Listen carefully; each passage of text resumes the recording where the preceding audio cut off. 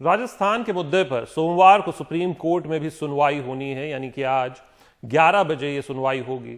High court के फैसले के खिलाफ राजस्थान के स्पीकर की याचिका पर सुप्रीम कोर्ट की 3 जजों की बेंच सुनवाई करेगी। हालांकि स्पीकर की हाईकोर्ट के फैसला सुनाने से रोकने की अर्जी निष्प्रभावी हो चुकी है, क्योंकि सुप्रीम कोर्ट के इनकार के बाद शुक्रवार को हाईकोर्ट फैसला सुना चुका है। लेकिन सुप्रीम कोर्ट ने कहा है कि वो बड़े कानूनी मुद्दे पर विचार करेगा कि क्या उच्च न्यायालय स्पीकर की शक्तियों के साथ हस्तक्षेप कर सकता है।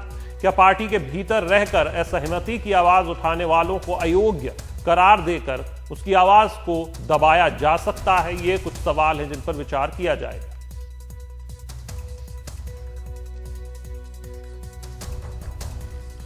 कांग्रेस ने सोशल मीडिया पर स्पीक फॉर डेमोक्रेसी कैंपेन चलाया हुआ है। इस कैंपेन में अपने संदेश में राजस्थान के मुख्यमंत्री अशोक गहलोत ने कहा कि भाजपा चुनी हुई सरकारों को गिराने में लगी है, उसे ऐसा नहीं करना चाहिए। ऐसे कामों के लिए इतिहास पीएम मोदी और उनकी पार्टी के नेताओं को माफ नहीं करेगा। आज पूरा मुल्क चिंतित है क्योंकि डेमोक्रेसी खतरे में है।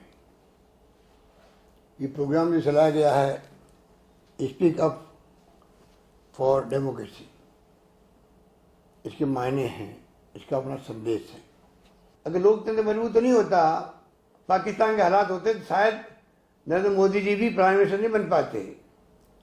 उनको सोचना पड़ेगा, उनकी पार्टी को सोचना पड़ेगा कि चुनी सरकारों को गिराने का इरादा छोड़े, तब जाके लोकतंत्र मजबूत होगा। आने वाला इतिहास वरना माफ नहीं करेगा किसी को भी। जो गलती करेगा उसको गलती की कीमत चुकानी पड़ेगी। केंद्रीय स्वास्थ्य राज्य मंत्री अश्विनी कुमार चौबे के संसदीय क्षेत्र बक्सर के सदर अस्पताल से परेशान करने वाली एक तस्वीर सामने आई है। तस्वीर में एक मां ट्रे में नवजात बच्चे और पिता कंधे पर ऑक्सीजन का सिलेंडर लेकर चलते दिखाई दिए हैं। यह मामला 23 जुलाई का है, जो अब वायरल हो रहा है इस तस्वीर के जरिए। दरअसल बच्चे का जन्म निजी अस्पताल में हुआ था, जिसके बाद बच्चे को सांस लेने में तकलीफ हो रही थी। निजी अस्पताल ने इसके बाद पिता के कंधे पर ऑक्सीजन सिलेंडर और मां को ट्रे में नवजात बच्चा देकर सदर अस्पताल जाने को कहा, लेकिन सदर अस्पताल में कागजी कार्रवाई पूरी होते होते इस बच्चे की मौत हो गई। तस्वीरें वायरल होने के बाद मामले की जांच के आदेश दिए गए हैं।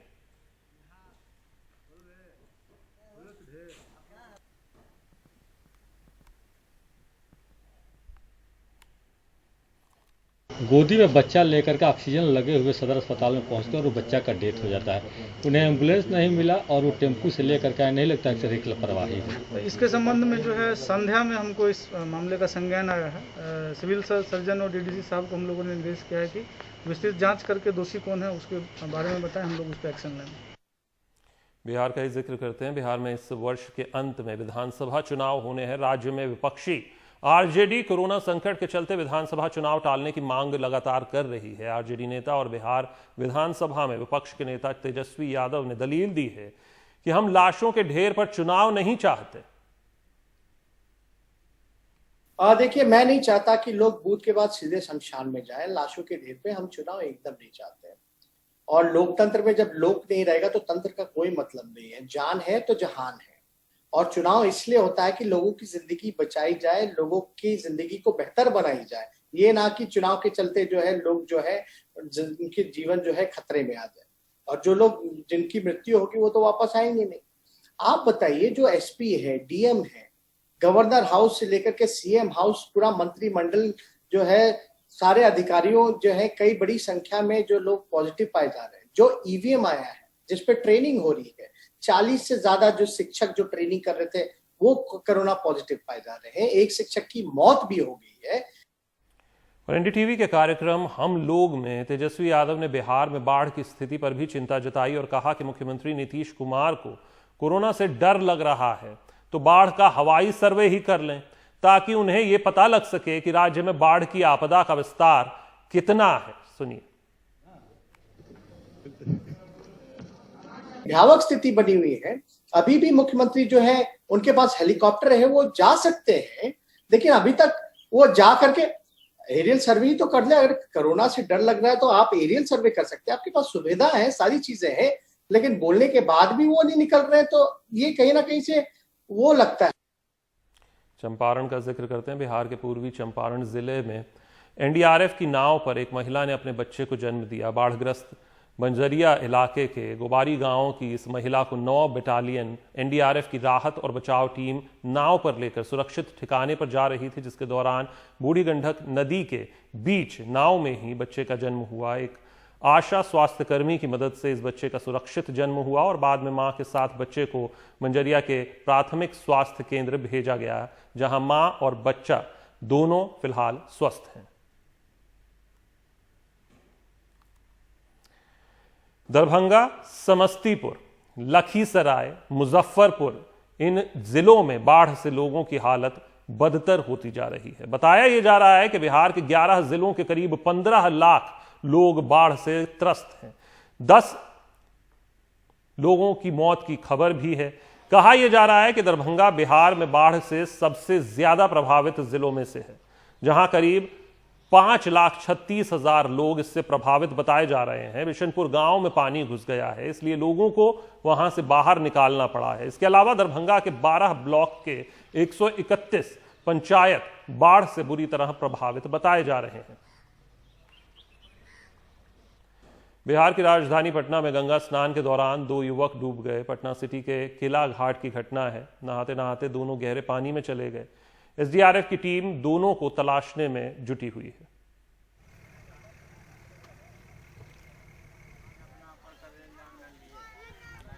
असम का जिक्र करते हैं। ब्रह्मपुत्र नदी का जलस्तर घटने के संकेत अब दिखने लगे हैं। इसे बाढ़ से राहत की बड़ी खबर माना जा रहा है। केंद्रीय जल आयोग ने बताया कि ब्रह्मपुत्र का जलस्तर लगातार घट रहा है। बताया गया कि इसका जलस्तर फिलहाल 49.52 सेंटीमीटर है, जो खतरे के निशान से नीचे है। एसडीएमए यानी स्टेट डिजास्टर मैनेजमेंट अथॉरिटी ने बताया कि साल में चौथी बार बाढ़ आने से राज्य को बड़ा नुकसान हुआ है। उनके मुताबिक इस बार बाढ़ से मरने वालों की तादाद 96 पहुंच गई है। सरकारी आंकड़ों के मुताबिक इस दफा बाढ़ से 2,543 गांवों पर बड़ा असर पड़ा है। करीब 1.25 लाख हेक्टेयर की फसल को नुकसान पहुंचा है और 500 राहत कैंपों में 50,000 से ज्यादा लोगों को शरण लेनी पड़ी है।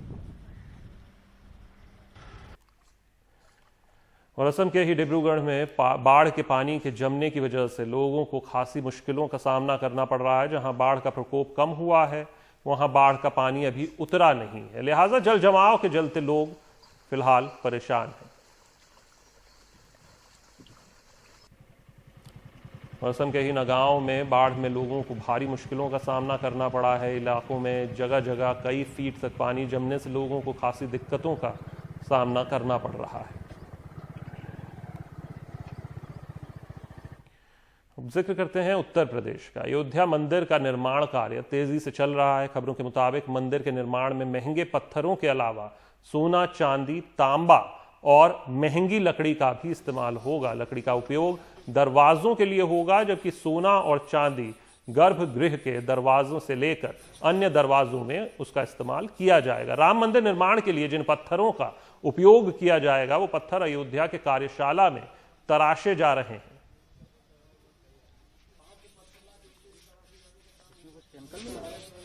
राम जन्मभूमि तीर्थ क्षेत्र ट्रस्ट के सदस्य कामेश्वर चौपाल ने कहा है कि राम मंदिर निर्माण क्षेत्र में 2000 फीट नीचे एक टाइम कैप्सूल डाला जाएगा, जिससे भविष्य में मंदिर के इतिहास के बारे में कोई जानकारी चाहेगा तो उसे ये जानकारी मिल सकेगी। राम जन्मभूमि के इतिहास को सिद्ध करने के लिए जितनी लंबी लड़ाई कोर्ट की लड़नी पड़ी है, उसमें से यह बात सामने आया कि अब जो मंदिर बनवाएंगे उस मंदिर के अंदर एक टाइम कैप्सूल बना करके 2000 फीट नीचे डाला जाएगा, ताकि आने वाले भविष्य में जब कोई भी इतिहास देखना चाहेगा तो राम जन्मभूमि के संघर्ष का पूरे के पूरे इतिहास के साथ तथ्य ही सामने निकल करके आएगा, ताकि फिर से कोई विवाद वहाँ उत्पन्न न हो सके।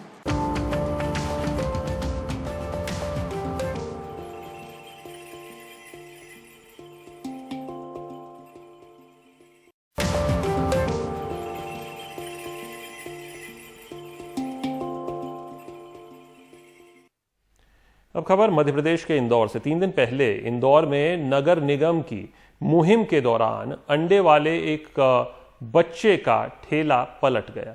पारस नाम के इस बच्चे के ठेले के गिरने और उसके परेशान होने की तस्वीरें सोशल मीडिया के साथ मीडिया में भी काफी वायरल हुई, जिसके बाद लेकिन इस बच्चे का ठेला पलटा था, अब उसकी किस्मत भी पलट गई है।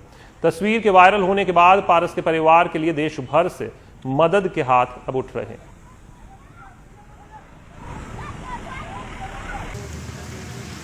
ये बदलती हुई किस्मत की तस्वीरें हैं जो पारस जैसे उस गरीब बच्चे की जिंदगी को रोशन कर रही हैं, जिससे 3 दिन पहले इंदौर नगर निगम की मुहिम ने रोजगार के साथ साथ सड़क पर खड़े होने का अधिकार भी छीन लिया था। नगर निगम के कर्मचारियों ने पारस के सामने ही उसका अंडों से भरा ठेला सड़क पर पलट दिया। सारे अंडे गरीब की किस्मत की तरह फूट गए और परेशान पारस कुछ भी नहीं कर पाया। क्यों? हम भागे थे तो इनके चक्कर में अंडे फूट गए। इनको हटाने की इजाजत दी। अच्छा। इधर सड़क पर अंडे टूटकर बिखर रहे थे, उधर कोई था जो ये तस्वीरें कैमरे में कैद कर रहा था, जो बाद में वायरल कर दी गईं और ये तस्वीरें 3 दिन में सोशल मीडिया पर सनसनी बन गईं, जिसे देखने के बाद देश भर से कई मदद के हाथ सामने आ गए।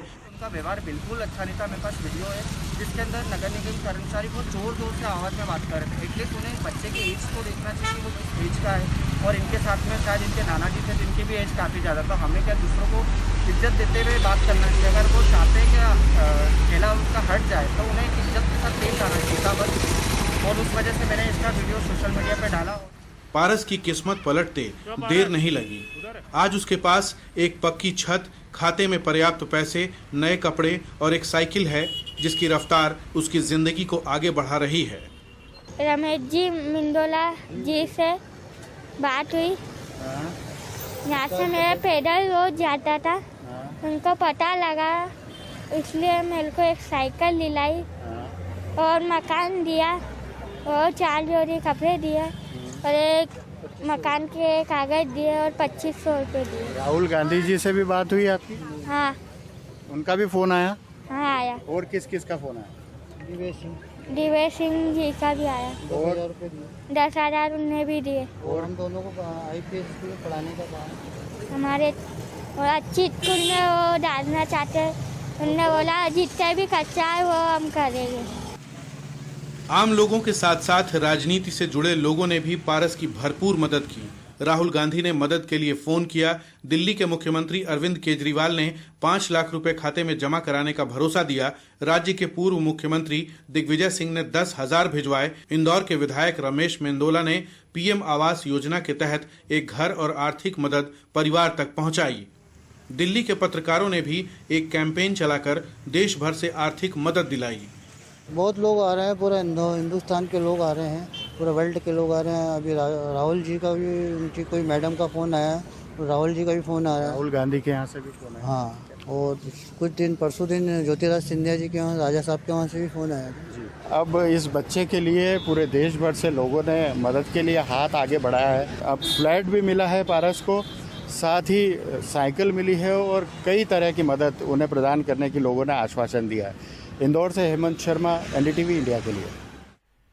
प्रदेश में अब खबर आंध्र प्रदेश से। आंध्र प्रदेश के चित्तूर में एक किसान की बेटी के खुद ही हल खींचकर खेती करने की तस्वीरें सामने आई। दरअसल कोरोना के बाद इस इलाके में भी किसान और उसकी खेती पर बेहद बुरा असर पड़ा। इससे किसानों को खुद को बचाए रखने के लिए भी एड़ी चोटी का जोर लगाना पड़ रहा है। इसके बाद भी 2 जून की रोटी इनके लिए मुश्किल हो गई।